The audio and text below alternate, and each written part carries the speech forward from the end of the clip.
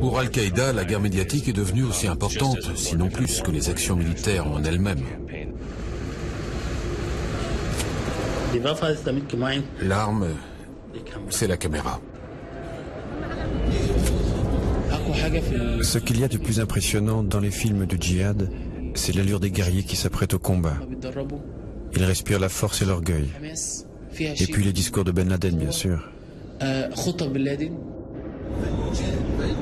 Al-Qaïda ou Ben Laden doivent être les noms les plus connus avec Coca-Cola, sans doute aujourd'hui. Donc ça a une valeur commerciale et propagandiste formidable. Internet permet d'apprendre beaucoup de choses sur ce qui se passe réellement. On ne regarde pas la BBC ou CNN. Ils déforment les informations concernant les musulmans.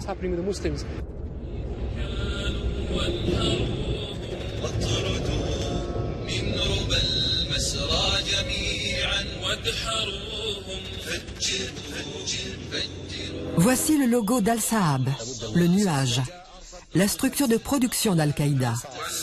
Le djihad global ne se limite plus aux attentats terroristes et à la guérilla. Et le cyberespace est devenu l'un des champs de bataille de prédilection de Ben Laden. Depuis le 11 septembre, Al-Qaïda s'efforce de conquérir le cœur des jeunes musulmans du monde entier au moyen de centaines de vidéos diffusées sur Internet. Ici à Paris, nous rencontrons l'un des principaux spécialistes de l'islamisme radical. Le professeur Gilles Kepel s'intéresse depuis longtemps aux nouvelles formes du djihad. Toute la propagande audiovisuelle joue un rôle absolument central parce qu'elle a pour but de justifier les attentats terroristes et de s'en servir comme argument pour la mobilisation des masses. Al-Qaïda n'a pas de pratique sociale, ils ne font pas du travail caritatif, ils ne sont pas dans les mosquées, ils ne s'occupent pas d'améliorer la vie des gens au quotidien, comme le font par exemple les organisations caritatives qui sont liées aux frères musulmans. Mais leur pratique sociale, ce sont les attentats. C'est le terrorisme, ça consiste à tuer. On pourrait dire qu'Al-Qaïda n'existe plus aujourd'hui qu'à travers le lien que ces productions audiovisuelles font avec le terrorisme. Sans images, Al-Qaïda ne peut pas perdurer. Al-Qaïda est contraint à faire des scoops pour faire parler d'elle. Voilà, on ouvre un site internet et vous pouvez poser des questions à Ayman Zawahiri. Les questions numéro 2 d'Al-Qaïda doivent être brèves et concises. Nous nous rendons sur son site. On demande d'abord, est-ce que Al-Qaïda a une stratégie médiatique délimitée? Le leader d'Al-Qaïda ne nous a pas répondu. Pourtant, à Londres, nous obtenons un témoignage de première main sur les dessous de la stratégie média d'Al-Qaïda. Peu après le 11 septembre 2001, Yousri Fouda reçoit un appel qui va bouleverser sa vie. Un intermédiaire de Ben Laden promet à ce journaliste de la télévision arabe Al Jazeera un film sur les attentats. À une condition. Yousri devra se rendre au Pakistan. C'est le début d'un vrai thriller. Ils m'ont bandé les yeux pour me désorienter. J'ai compris plus tard qu'ils m'avaient conduit en lieu sûr, quelque part dans Karachi. Ce sont deux des hommes alors les plus recherchés au monde qui l'accueillent. Khaled Sher Mohammed, le cerveau des attentats du 11 septembre, et Ramzi Ben Al-Shib, le chef de la cellule de Hambourg. Ils veulent témoigner des préparatifs de l'attaque. Ramzi Ben Al-Shib était assis par terre au milieu de 3 ordinateurs portables. Khaled Sheikh Mohammed avait une demi-douzaine de téléphones mobiles autour de lui. Et Dieu sait combien de cartes SIM qu'il échangeait tout le temps. Il envoyait et recevait sans arrêt des SMS et n'avait pas une minute à lui. On ne peut pas comparer cela avec notre façon de travailler. Ils n'ont pas de bureau, pas de secrétaire, rien de tout cela. Ils sont en fuite. Mais cela dit, il ne faut pas négliger le facteur psychologique. Leur souhait de revendiquer la responsabilité de l'attentat terroriste le plus spectaculaire de l'histoire. Ces deux dirigeants d'Al-Qaïda sont aujourd'hui détenus par les Américains. Mais ils ont fourni de nombreux renseignements établissant leur rôle dans l'attaque du 11 septembre. Le travail d'enquête de Yousri Fouda le prouve. Tout comme ces images fournies par la propre structure de production d'Al-Qaïda. Chaque étape de l'entraînement a été immortalisée pour la postérité. Et les caméramens d'Al-Qaïda n'ont reculé devant rien. Détail horrible d'une préparation minutieuse. Ils sont allés jusqu'à filmer une simulation illustrant la façon d'exécuter les pilotes des avions américains. Ramzi, à un moment donné, a pris une valise pour me montrer ses soi-disant souvenirs de Hambourg, c'est-à-dire un certain nombre d'objets rapportés d'Allemagne et qu'il avait précieusement conservés, comme des CD-ROM comportant des instructions de pilotage, aussi les horaires de compagnies aériennes américaines. De tels documents d'archives terroristes ont été largement exploités dans les productions d'Al-Qaïda. Les glorieuses attaques n'ont été planifiées ni sur ordinateur, ni sur écran radar, mais à l'abri des montagnes. Tel est le commentaire qui illustre ces images qu'Al-Qaïda a gardées secrètes pendant des années et sur lesquelles on peut voir Oussama Ben Laden rencontrant Ramzi, le chef de la cellule de Hambourg. À Londres, vit un autre témoin du djihad des médias, qui fut un fidèle de la première heure. Abdallah Anas était un chef moudjahidine pendant la guerre contre les Russes en Afghanistan. Il est aussi le gendre d'Abdullah Azzam, maître à penser du djihad moderne et ancien mentor de Ben Laden. Mais Anas considère aujourd'hui que son ancien compagnon d'armes, Oussama, est un assassin. Voici les premières images du djihad moderne. Romantisme guerrier de jeunes arabes en Afghanistan, match de football avec Ahmed Shah Massoud, le légendaire dirigeant afghan. Ces films évoquent plus des souvenirs de villégiature exotique qu'un appel aux armes. Abdallah Anas a participé à la création de la première cellule audiovisuelle du djihad. Nous avons fondé une structure appelée le Miroir du Djihad en Afghanistan. C'était un petit bureau qui s'efforçait essentiellement de filmer les combattants arabes en train de faire leurs adieux avant de partir pour l'Afghanistan. Quelques-uns d'entre eux ont été équipés de caméras. Je me souviens d'images des moudjahidines lors de l'entraînement et aussi pendant les affrontements. Ces vidéos prises sur le terrain et en direct n'avaient rien de professionnel. Ces films d'amateurs devinrent pourtant rapidement un moyen efficace pour faire venir argent et recrues des riches États du Golfe. Ces photos sont issues des premières apparitions de Ben Laden dans une vidéo. Le commentaire le présente comme un chef arabe combattant héroïquement les Russes. De fait, Oussama a compris très tôt quel potentiel il pourrait tirer de ce média. Certains moudjahidines refusaient de se laisser filmer ou photographier pour des motifs religieux. Mais Oussama était tout le contraire. Il lui est même arrivé de demander à des journalistes de le filmer. Il n'était pas un homme à rester derrière la caméra. Il voulait être devant l'objectif. Un millionnaire qui renonce à tout pour aller rejoindre le djihad aux côtés de simples combattants. Ces toutes premières images de Ben Laden ont contribué à asseoir sa gloire. Loué soit Dieu qui nous a donné l'occasion de rejoindre le djihad, tout comme il avait accordé cette chance au prophète.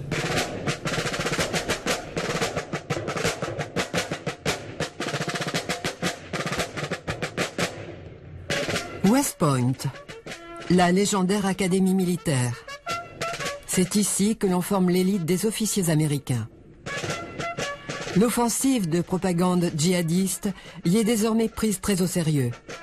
Outre les classiques de l'entraînement commando ou du combat urbain, les élèves ont dorénavant une nouvelle matière à leur programme, la guerre médiatique. Merci, asseyez-vous. Bien, nous allons poursuivre aujourd'hui la présentation de vos projets.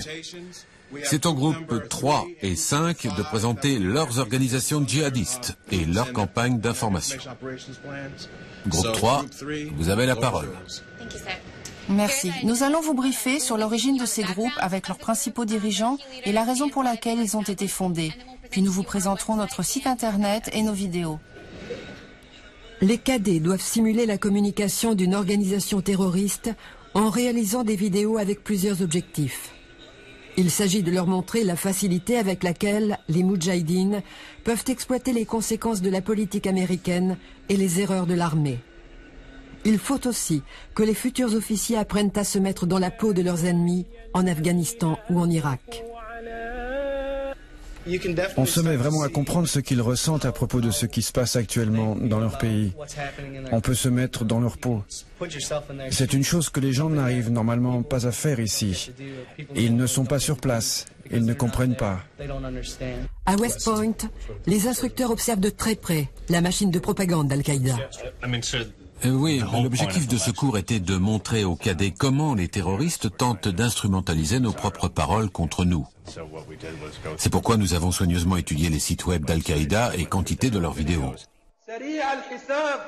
Mais Al-Qaïda observe West Point avec une acuité semblable.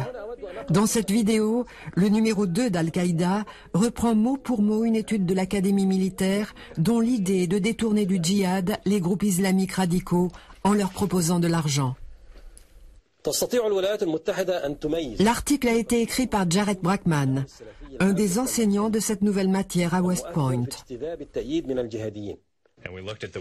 Nous étudions la façon dont ils détournent nos propres informations télévisées pour en tirer des preuves de notre moralité ou de nos turpitudes, ou de toute autre chose susceptible de démontrer la faiblesse de ce pays. Cet homme d'Al-Qaïda qui chante en arabe est en fait originaire de Californie. Il a pour mission d'exploiter les faiblesses des États-Unis. La première question que les Américains doivent se poser est de savoir si l'Amérique a bien été battue. La réponse est oui, et sur tous les fronts. Les Américains et les autres membres de la coalition ont maintes fois prouvé qu'ils n'avaient ni la capacité ni la volonté d'affronter militairement les Moudjahidines, que ce soit en Irak ou en Afghanistan. Mais ils essayent encore de séduire les musulmans. Ils ont aussi perdu cette bataille-là, malgré les sommes considérables englouties en pots de vin et en propagande. Bien que converti à l'islam, Adam Yaryeh Gadan aurait pu devenir cadet à West Point. Mais il a opté pour Al-Qaïda et les États-Unis ont mis sa tête à prix pour 2 millions de dollars. Je vais maintenant procéder à la destruction de mon passeport américain.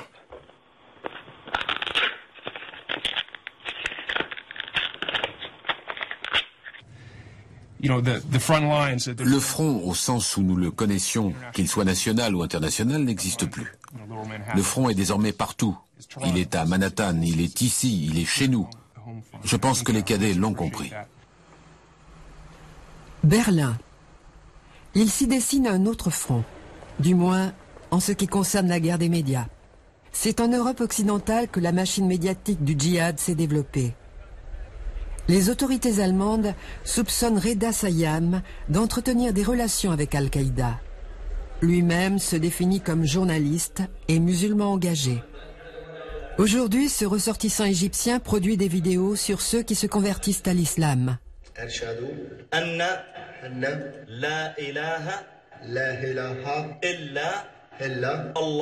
Mais il n'y a pas si longtemps, Reda tournait des films d'un autre genre, nettement plus radical. Pendant la guerre en Bosnie, comme des centaines d'Arabes, il était membre d'une brigade de Moudjahidines, en compagnie de nombreux vétérans de la guerre d'Afghanistan. Il y a filmé des combattants qui ont plus tard été poursuivis pour crimes de guerre. Plusieurs de ses compagnons d'armes se sont rendus coupables d'attentats terroristes en Europe, où on les soupçonne d'avoir fondé des cellules d'Al-Qaïda. Sayam est fier d'avoir contribué au développement des médias djihadistes par son travail en Bosnie. En tant que musulmans, nous remercions Dieu de ce que les médias ne sont plus aux mains des Américains. Il est trop tard pour les Américains. Ils ne peuvent plus faire passer une bonne image d'eux-mêmes par les médias. Le masque est tombé. Il est détruit et c'est leur vrai visage que véhiculent désormais leurs propres armes. Leurs propres armes, ce sont les caméras. Depuis la Bosnie, les caméramans sont considérés comme des combattants du djihad à part entière. Je tiens à dire à mes frères en Allemagne, notamment aux musulmans allemands, que nous devrons rendre des comptes le jour du jugement dernier. Alors, rejoignez le djihad si vous voulez compter parmi les innocents. La Bosnie n'était que le début des tendances à la radicalisation en Europe. Pour Guido Steinberg, spécialiste de l'islam, c'est là un problème qui se complexifie au fil des ans et qui devient sans cesse plus préoccupant.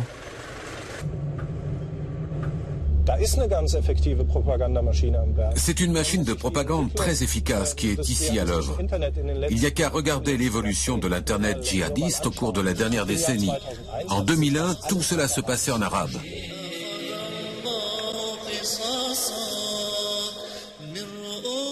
Aujourd'hui, nous avons un nombre croissant de sites web turcs, ce qui leur donne une base sociale entièrement nouvelle. Les Turcs ont nettement tendance à se radicaliser à travers ces réseaux, d'où une sensibilité accrue à l'idéologie d'Al-Qaïda en Irak et ailleurs.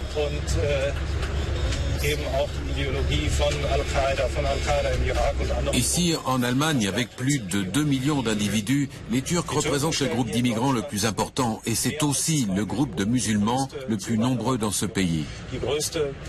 Si cette tendance à la radicalisation se poursuit parmi les jeunes Turcs, cela va élargir d'autant la base sociale de tout ce djihadisme.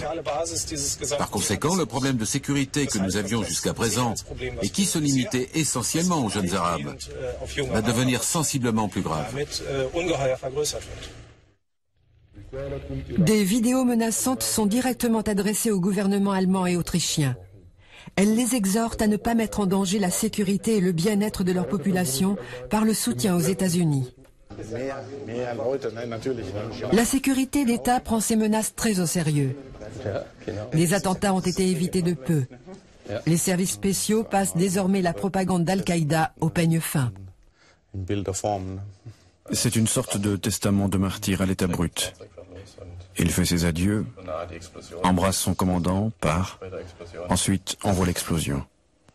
Voici une vidéo d'Al-Qaïda en Afghanistan. D'après certains indices, des kamikazes allemands cachés dans l'Hindou Kush seraient en train de fomenter des attentats. Et il suffit de peu de temps pour radicaliser un citoyen ordinaire.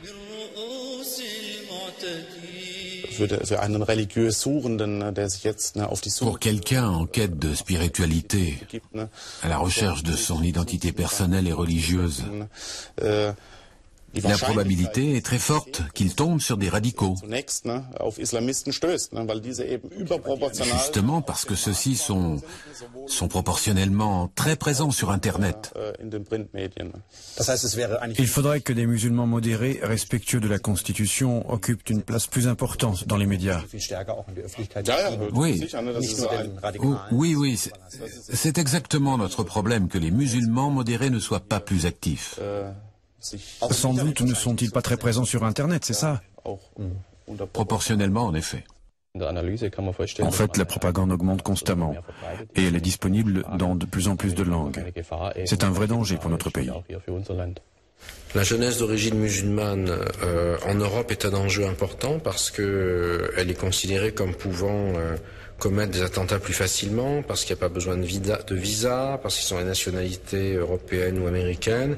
Et les convertis sont une cible encore plus recherchée parce qu'eux passent inaperçus. Jusqu'aux attentats de 2005, Londres a été le centre des médias djihadistes en Europe. Mais malgré le renforcement de la législation antiterroriste anglaise, le radicalisme continue de s'étendre. Nous voulons que l'islam domine le monde. Dans le monde entier, nous voulons que la charia soit appliquée partout. Nul n'est digne d'être obéi si ce n'est le Dieu Tout-Puissant. Nous croyons fondamentalement que nous allons gagner. Un musulman ne peut pas perdre. Vous pouvez bien occuper nos terres, nous torturer. Ce seront toujours les musulmans qui l'emporteront. Parce qu'Allah, le Dieu Tout-Puissant, nous l'a promis. On s'adresse au public pour lui parler de l'islam et réfuter les calomnies véhiculées par les médias comme la BBC ou CNN. Il faut dire aux musulmans et aux non-musulmans ce qui se passe vraiment, car nous avons ce média qui est Internet, et l'Internet permet d'apprendre beaucoup de choses sur ce qui se passe vraiment. Et sur Internet, comme dans ce film d'Al-Qaïda, on trouve de jeunes musulmans britanniques encore plus radicaux. Vos gouvernements, démocratiquement élus et décadents, continuent de perpétrer des atrocités contre mon peuple dans le monde entier. En les soutenant, vous vous rendez directement responsable, tout comme je suis directement responsable de la vengeance de mes frères et sœurs. Mohamed Siddiq était un des kamikazes des attentats du métro de Londres. Cette vidéo d'Al-Qaïda en images de synthèse illustre l'assassinat de 52 personnes. Ici, sous ce pont ferroviaire dans l'est de Londres, ont lieu de soi-disant séminaires sur l'islam qui couperaient le souffle à n'importe quel musulman normalement constitué. À grand renfort de paroles haineuses, l'avocat Anjem Choudary harangue de jeunes musulmans, parmi lesquels de nombreux convertis. Il les prépare au djihad, et pas seulement sur le front des médias. La croisade médiatique n'est pas un phénomène nouveau. On s'aperçoit aujourd'hui qu'en Grande-Bretagne, en Amérique, en France, en Allemagne, tous les croisés s'unissent pour occuper nos terres, voler nos ressources, tuer nos frères et nos sœurs. Et tous utilisent les médias pour arriver à leur fin. Ils diabolisent les musulmans, ils parlent d'idéologie du mal, on se croirait au Moyen-Âge. Il leur est bien égal de savoir combien de personnes meurent parce qu'ils ne nous considèrent pas vraiment comme des êtres humains. Ainsi, par exemple, quand ils tuent nos frères afghans avec des B-52, leur commandant dira « On ne fait pas le compte des morts ». Mais que quelques individus meurent dans les Twin Towers ou quelques autres dans le métro londonien, et l'on observe alors une minute de silence pour chaque personne décédée. Il n'y a donc rien d'étonnant à ce que le Tchèque Oussama Ben Laden ait dit « Comment se fait-il que notre sang ne soit pas vraiment du sang et que seul votre sang soit du vrai sang ?» Aujourd'hui, il faut que les musulmans se préparent et ils vont préparer des armes nucléaires afin de s'engager dans le djihad. On raconte manifestement beaucoup de choses aux informations. Ainsi, la télé anglaise dira qu'un hélicoptère s'est écrasé à cause d'un problème technique. Mais les Moudjahidines, eux, disent la vérité, en prouvant que ce sont eux qui ont descendu cet hélicoptère. En tant que musulmans, on sait bien ce qui se passe en terre musulmane. Chaque fois qu'on regarde la télévision, on a envie de l'éteindre. Aujourd'hui, à vrai dire, je ne regarde plus qu'Internet. Tout le reste agresse l'islam en montrant des femmes nues ou des choses qui sont contraires à l'islam. Une humanité sans morale, des gens qui se trompent, qui couchent avec la femme de leur propre frère. C'est une société en déliquescence et on ne peut plus regarder cette télévision-là. Quand vous êtes assis là, à regarder les infos, vous sentez bien qu'on vous ment. Les radicaux britanniques peuvent trouver la vérité ou ce qu'ils considèrent comme telle sur le site internet d'Omar Bakri, leur dirigeant en exil.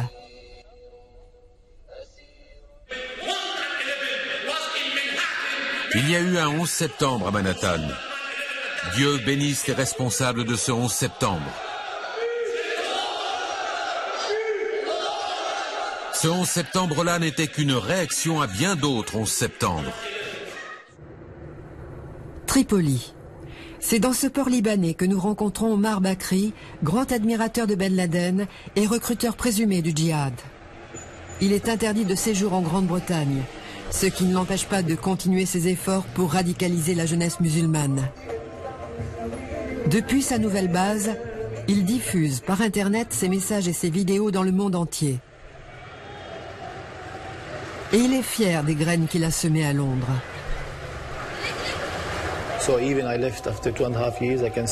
Bien que je sois parti depuis 2 ans et demi, je vois bien que les gens là-bas, mes frères, ceux qui étaient jeunes, font des progrès. Au moins ils s'affirment haut et clair. Mes CD, mes messages radio et vidéo sont largement répandus parmi la jeunesse et dans le monde.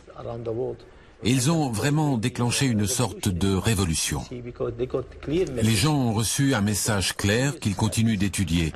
Et je pense que ça aide les musulmans à comprendre la vraie nature du conflit entre la vérité et le mensonge, à comprendre ce qui s'est passé, à prendre leurs responsabilités, à savoir ce qu'ils ont à faire. Tripoli est la plus grande ville sunnite du Liban. Un environnement idéal au travail d'Omar Bakri, recruteur sympathique et efficace. Il nous montre la vieille ville où il est comme un poisson dans l'eau. Bien sûr, on se sent à l'aise ici. On est avec les nôtres, vous comprenez? Ces gens sont musulmans. On n'a pas de problème comme avec les Américains ou Britanniques qui sont corrompus. Ce sont des musulmans et on peut les saluer d'un salam alaikum. Ils croient en l'appel du cheikh Oussama Ben Laden. Ils le soutiennent. Ils ne le voient pas comme vous en Occident. Vous le voyez comme un terroriste alors que eux le voient comme un héros. Ben Laden, un héros, un symbole. Omar Bakri est un expert en matière de propagande. Il connaît les symboles du djihad et sait les utiliser pour manipuler la jeunesse musulmane. Omar possède quelques chevaux. Pour les Arabes, les chevaux sont les animaux les plus nobles qui soient, ce qui leur confère une grande valeur de propagande. Les chevaux sont indispensables à la préparation au djihad. Le prophète nous a demandé de prendre soin des chevaux qui sont étroitement liés au jugement dernier. Dans le Coran, le Dieu Tout-Puissant évoque souvent les chevaux. Voilà pourquoi le grand lion de l'islam, Oussama Ben Laden, apparaît fréquemment à cheval. Les chevaux jouent un rôle important dans la formation des guerriers. Parce que dans l'islam, l'équitation, la natation, la chasse, le tir au fusil, le combat font partie intégrante de l'entraînement au djihad. Mais dans les vidéos du djihad global, c'est tout de même le Coran qui est le symbole clé. Al-Qaïda veut faire croire qu'elle suit la parole de Dieu. Le Coran représente l'autorité et la Kalachnikov succède à l'épée comme symbole du pouvoir. Le drapeau noir était la bannière de guerre du prophète Mohammed et Al-Qaïda prétend tuer en son nom. Sur le registre symbolique, Al-Qaïda s'efforce d'abord de s'emparer du symbolisme islamique en général. Tout leur travail consiste à s'annexer le corpus de l'islam complètement et à considérer qu'ils sont les véritables représentants de l'islam, les véritables défenseurs de l'islam exact et authentique, face au dévoiement des oulémas du palais, des princes, des mauvais musulmans. Ben Laden choisit lui-même soigneusement les tenues de ses apparitions sur vidéo. La robe traditionnelle brodée d'or symbolise l'homme d'État. La veste de camouflage signifie « je suis un guerrier ». Là, tout de blanc vêtu, il se veut érudit religieux. En fait, il n'y a pas de normes vestimentaires particulières dans l'islam, du moins pas pour les hommes. Mais les disciples de Ben Laden interprètent jusqu'à la longueur et la couleur de la barbe. L'islam autorise les combattants sur les champs de bataille à se teindre la barbe pour se rajeunir afin d'envoyer aux musulmans du monde entier le message suivant. Je reviens car nous n'avons pas encore déposé les armes. Je crois réellement qu'Oussama Ben Laden prépare une nouvelle vague d'attentats. C'est ma lecture de son dernier message. Il menace, il prévient. Il envoie des signaux à ses frères en Amérique. L'eau est un autre symbole important dans les films du djihad. Le Coran décrit le paradis comme un jardin où rivières, cascades et fontaines récompensent les croyants de délices infinies. Les vidéastes d'Al-Qaïda utilisent ainsi la force symbolique de l'eau pour glorifier les martyrs censés jouir en priorité du jardin d'Éden. Des spécialistes des médias djihadistes, comme Reda Sayam, ont contribué à mettre en place un culte du martyr qui a de quoi laisser perplexe. Quand un combattant musulman meurt, son visage n'est pas celui d'un impie tué à la guerre, même si tous les deux ont été tués avec la même arme. Si vous êtes honnête, vous reconnaîtrez sur le visage du martyr qu'il a vu le paradis qu'Allah lui a promis. On devine sa souffrance, mais il sourit. Peut-être que des non-musulmans ne peuvent pas comprendre ça, mais un musulman a clairement vu sa place au paradis. L'organisation de Ben Laden a perverti le concept musulman classique du martyr. Le martyr équivaut désormais à une mission suicide, même si le suicide est strictement interdit par l'islam. L'essentiel de toute la propagande est le recrutement de volontaires. Soyez convaincus de devoir sacrifier votre vie. Courage. Au début, quand on n'est pas encore habitué à cette idée, cela peut sembler difficile. Mais vous êtes venus ici parce que votre cœur est plein d'amour pour Dieu et son prophète. Et chacun est responsable devant Dieu. Alors persuadez-vous, car plus il y aura de candidats au suicide, plus nous nous rapprocherons de la victoire, si Dieu le veut. Évidemment, le martyr a une très grande force de démonstration symbolique, à la fois parce qu'il sème l'horreur chez l'adversaire, qui le perçoit comme un fanatique contre lequel finalement on ne peut rien, et parce qu'il suscite l'enthousiasme chez les partisans. Donc nous vivons aujourd'hui avec à l'époque de nouveaux héros. Faire des héros modernes, ça signifie que on va prendre des individus comme Shehzad Tanwir ou Mohamed Siddiq Khan qui se sont fait exploser en Angleterre, ou Mohamed Atta qui a dirigé le commando du 11 septembre 2001 contre les tours du World Trade Center, et on va en faire des personnages auxquels la jeunesse musulmane et non musulmane doit pouvoir s'identifier. On fabrique ces soi-disant héros en leur lavant le cerveau. Le premier pas consiste à simuler la camaraderie. Les vidéos de recrutement d'Al-Qaïda font volontiers appel au goût de l'aventure et de l'action des jeunes musulmans. Dès qu'une recrue est prête, on filme son testament vidéo soigneusement préparé. On y fait référence à des crimes commis contre l'islam pour justifier son martyre.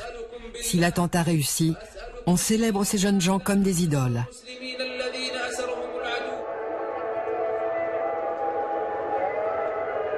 Le Caire est la plus grande ville musulmane au monde. C'est le siège de la plus vieille université islamique, longtemps très influente. On y enseigne des valeurs islamiques modérées. Sami Mahmoud et Karim sont des enfants ordinaires de la petite bourgeoisie cairote. Ils étudient le commerce, l'informatique et l'hôtellerie. Ils aiment la pop arabe et le football. Nous voulons savoir comment ils réagissent aux vidéos d'Al-Qaïda.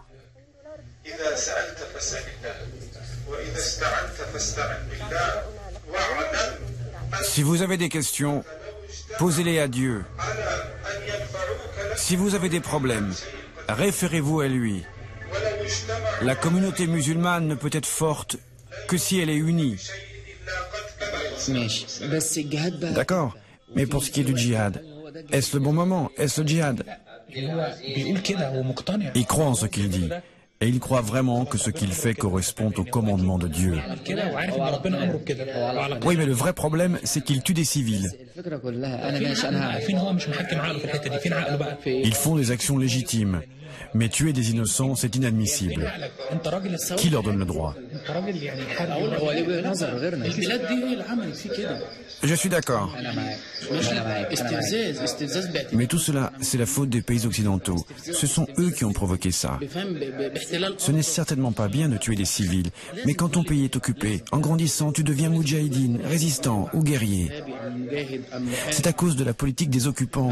Et n'allez pas croire que tout cela finira avec la mort de Ben Laden. Il y aura des milliers d'autres Ben Laden. Par exemple, ces images de Twin Towers qui s'effondrent m'inspirent deux sortes de sentiments. Quand je vois ça, d'un côté, je suis triste. Mais d'un autre côté, j'ai un sentiment de fierté. Quand vous pensez à tout ce que les Américains ont pu faire en Irak ou en Palestine et partout dans les pays arabes, avec la grâce de Dieu, nous avons pu asséner un grand coup à la puissance américaine. Ce sont des jeunes gens formés ici, en Afghanistan, qui ont humilié cette superpuissance.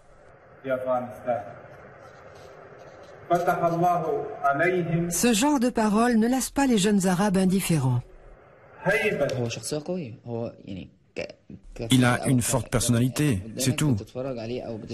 Ses paroles sont fortes, elles ont de la grandeur. Et on a l'impression qu'il croit vraiment à ce qu'il dit. Les érudits religieux égyptiens très qualifiés ont longtemps joui d'une grande considération. Mais la propagande djihadiste les discrédite en dénonçant leur prétendue vénalité. L'imam Khattab attribue cette radicalisation croissante et son impuissance à changer les choses à la politique américaine, mais aussi à son propre gouvernement. Le problème, c'est que les gouvernements du monde islamique tentent de contrôler les établissements religieux et de limiter leur marge de manœuvre. Nous sommes même moins subventionnés que le cinéma ou le théâtre. Mais les gens nous croient au service du gouvernement. En comparaison, les jeunes trouvent que Ben Laden et ses disciples sont libres et indépendants. Retour à West Point.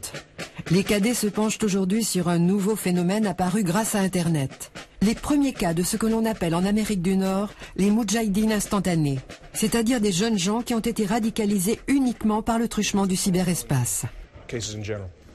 L'affaire de Toronto maintenant. Alors, qu'y y a-t-il de particulier dans ce cas? Quels sont les éléments qui le distinguent des autres cas que vous avez pu étudier? Il y a 2 points à retenir.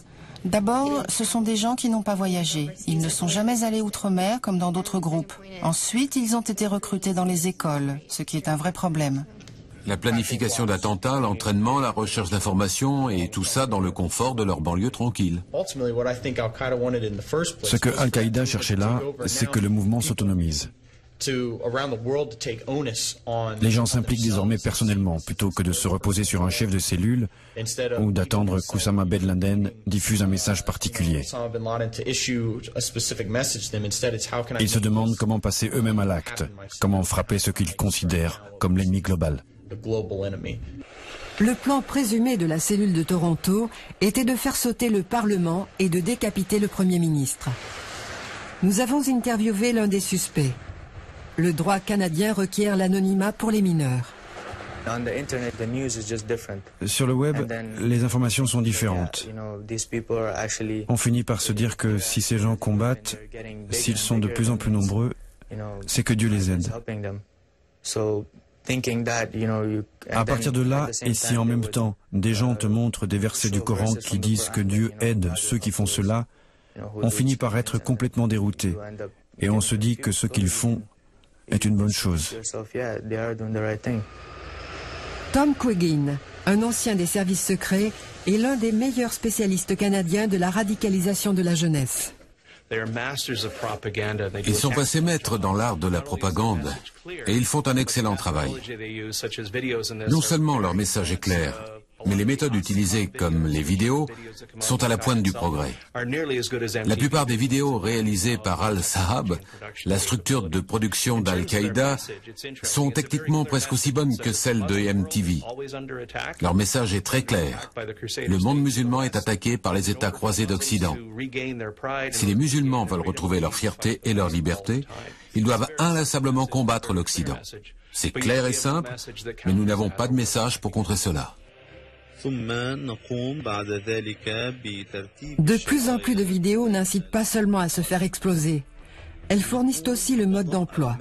Ici, on explique la fabrication d'un gilet d'explosifs. Voici un extrait.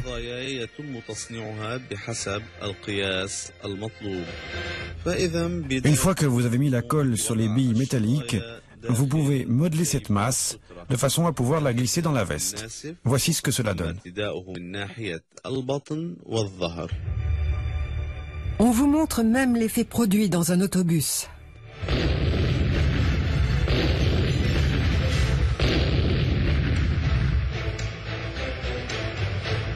Le djihad global, Oslo. Les troupes norvégiennes participent depuis des années à des missions de l'ONU et de l'OTAN, notamment en Afghanistan. Le ministère de la Défense dispose d'un groupe de recherche très compétent sur l'islam radical. L'homme de cette vidéo, Abu Musab al-Souri, est inconnu du public. Mais Brynjar Lilja, le patron des chercheurs norvégiens, est convaincu qu'il est presque aussi important pour Al-Qaïda que Ben Laden. Brynjar a publié le premier ouvrage sur ce mystérieux djihadiste. Né en Syrie, mais détenteur d'un passeport espagnol, al-Souri parle 4 langues. Il a reçu un entraînement de combattant d'élite. Mais ce qui rend cet ingénieur et historien vraiment dangereux, c'est son rôle de stratège de la nouvelle Al-Qaïda. Ici, il explique que les djihadistes ne doivent pas tant former de groupes organisés qu'un mouvement flexible qui puisse répandre partout idées et plans via Internet. Al-Souri a vraisemblablement été arrêté au Pakistan en 2006 par les Américains. Mais ses nombreux textes et vidéos continuent d'inspirer les islamistes radicaux. What he suggests is that the message should be directed towards Al-Souri recommande de diffuser les messages directement vers les masses au lieu de se limiter à une élite. Les messages doivent être adaptés aux différents groupes ciblés. Il faut produire une gamme diversifiée d'outils de propagande pour répondre aux besoins des groupes djihadistes.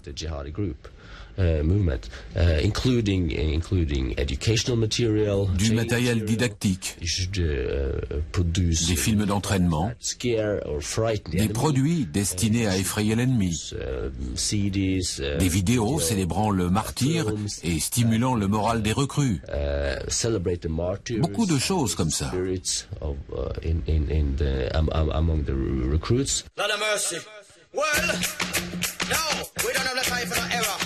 La fabrication de ces nouveaux produits destinés à soutenir le moral des troupes tourne à plein régime. Cette chanson rap, appelée Salles infidèles, n'est qu'un exemple parmi les messages du djihad moderne.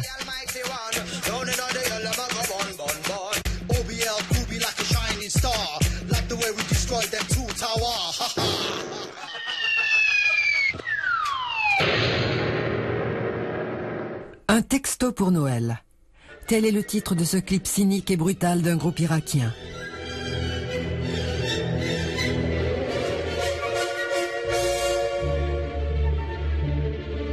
Les jeux vidéo sont la dernière trouvaille du répertoire d'Al-Qaïda. On pourrait considérer tout cela comme une plaisanterie de mauvais goût dans l'espace virtuel, si ces mêmes pages web nous fournissaient aussi le mode d'emploi pour le montage, l'entretien et l'utilisation de fusils d'assaut. Les experts norvégiens savent que les sites web doivent emporter la confiance des sympathisants. Alors le djihad médiatique dispose de ses propres canaux de distribution. On appelle Société djihadiste de médias une entité qui se présente en tant que groupe de communication et qui produit, reproduit et distribue du matériel de propagande sur Internet. La plupart sont probablement des travailleurs indépendants. Ils n'exercent pas nécessairement dans la même zone géographique, mais peuvent collaborer sur différents projets via Internet. Ces groupes de communication cherchent parfois du personnel qualifié, des gens maîtrisant le montage ou la traduction en telle ou telle langue. Ces cellules se répartissent sur toute la planète. Elles sont dans le collimateur des États-Unis. Il faut arrêter ces types et empêcher les webmestres de nuire, de communiquer ces informations, cette propagande. Il faut fermer leurs sites. Ces stratèges qui lisent Sun Tzu, Clausewitz et nos grands historiens militaires, qui étudient aussi notre propre stratégie militaire afin d'en faire usage contre nous, ces gens doivent être réduits au silence. Ce n'est pas si simple. Le Saoudien Al-Masari est connu pour distribuer de la propagande djihadiste en toute légalité. Sur son site web, il est seulement indiqué qu'il décline toute responsabilité. C'est la chose la plus simple du monde que d'envoyer et de télécharger des vidéos. Celui qui fait les films n'a qu'à aller dans un café internet de Bagdad avec une clé USB. Il envoie le film sur un site secret quelque part sur la planète, peu importe où. Puis, il appelle un ami, disons à Hong Kong, je choisis ça arbitrairement, et il dit par exemple, ta tante arrive demain par avion. Ça veut dire qu'il y a une vidéo à télécharger, ce que font nos dizaines de milliers de membres de par le monde.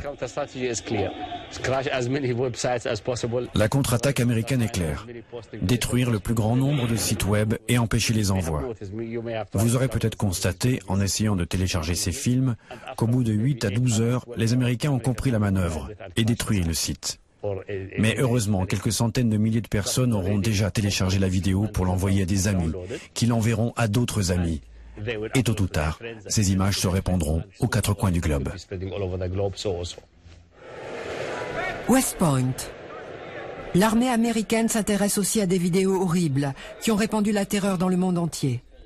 Des vidéos d'exécution et d'otages. À West Point, les cadets rejouent même certaines scènes de ces films pour en discuter en classe.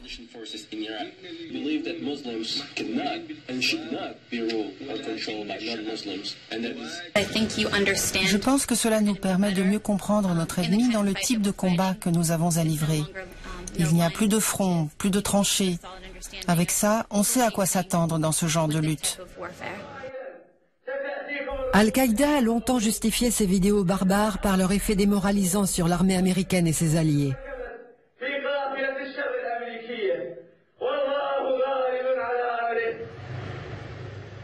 À Paris, nous rencontrons Georges Malbruno, qui a lui-même fait l'expérience dramatique des films d'épouvante djihadistes. Ce journaliste du Figaro a été retenu en otage en Irak durant 3 mois par un groupe qui a exécuté bon nombre de ses prisonniers. Dire à ma famille d'abord que tout va bien, on est donc gardé, on est... C'était effectivement notre grande hantise, c'était de nous retrouver en tunique orange parce qu'on savait que là c'était l'antichambre de la mort. Et donc là effectivement on avait très peur parce qu'ils utilisent, ils sont machiavéliques et ils utilisent les mêmes armes que l'Occident. Ils prennent l'Occident au mot et en faisant revêtir les otages de la tenue orange, ils leur renvoient un miroir. Le miroir est celui du camp de Guantanamo. L'Occident nous a déclaré la guerre, nous on répond, il faut porter la peur dans votre camp. Donc c'est bien aussi pour ça d'ailleurs que les vidéos montent dans la dramatisation.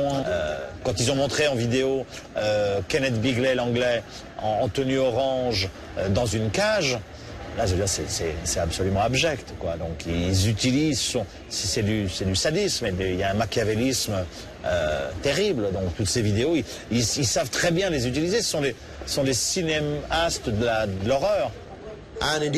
Même les sympathisants d'Al-Qaïda ont fini par trouver que ces vidéos poussaient l'horreur trop loin. Leur production a été provisoirement arrêtée, mais certains musulmans radicaux les défendent toujours. Le jour où Bigelow a été décapité, mon propre frère et les collègues de bureau m'ont crié « Vous les musulmans, comment pouvez-vous faire des choses pareilles? Comment osez-vous » Et je leur ai répondu « Comment pouvez-vous parler d'un mécanicien d'aviation dont le travail consistait à réparer des hélicoptères avec lesquels on tire sur des femmes et des enfants? Comment osez-vous parler de cet homme-là sans jamais me demander ce que je ressens pour les femmes et les enfants qui sont massacrés tous les jours dans les pays musulmans et de par le monde, violés par les soldats? » Fin de semestre à West Point. Le temps est venu pour les cadets de faire le bilan de leur formation à la guerre médiatique. Les vidéos de propagande nous donnent un aperçu de leur tactique, de leur façon de mener des attaques, qu'il s'agisse de bombes ou d'enlèvements. Ces vidéos sont assez intéressantes en elles-mêmes, parce qu'elles nous apportent au moins des bribes d'informations sur les capacités de ces organisations. Tirer militairement profit des films de propagande est une chose. Contrarier la machine médiatique d'Al-Qaïda en est une autre. L'armée américaine en a fait l'expérience quand elle a tenté de ridiculiser Zarqawi, l'ancien chef d'Al-Qaïda en Irak.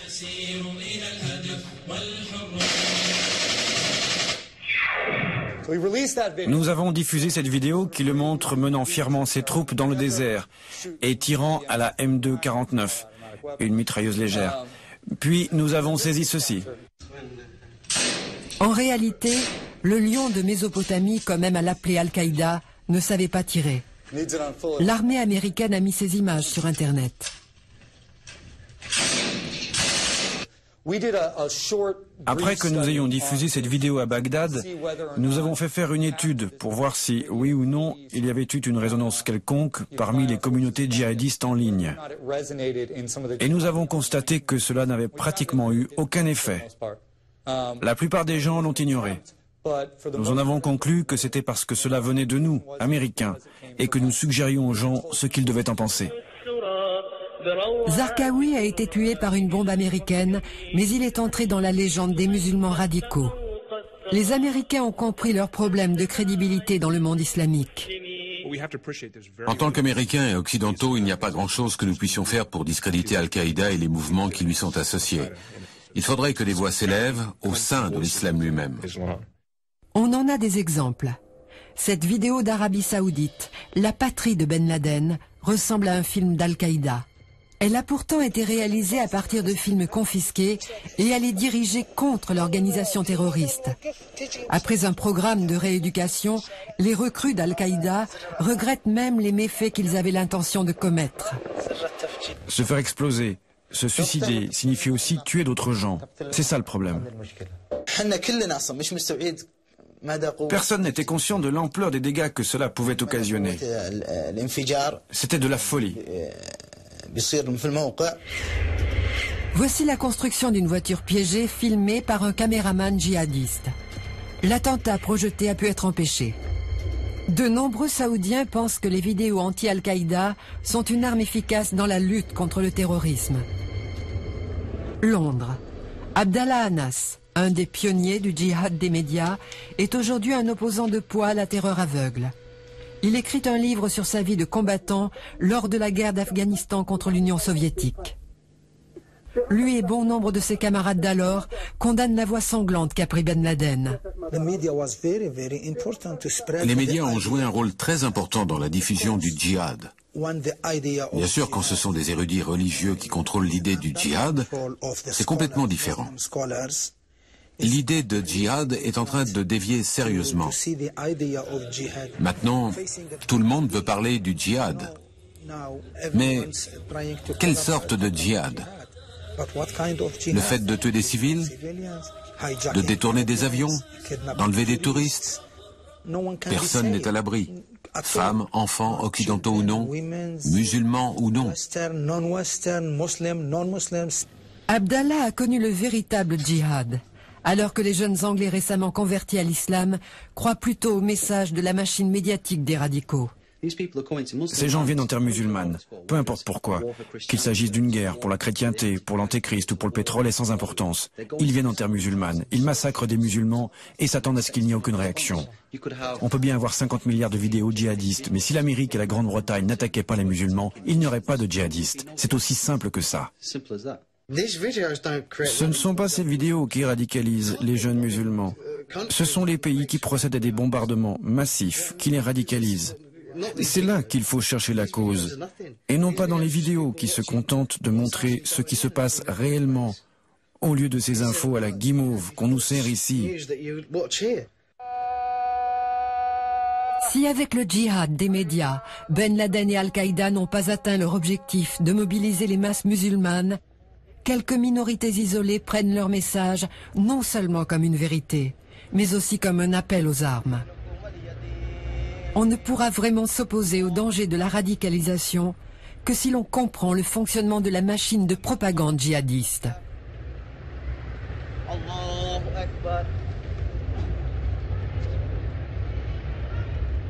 Allah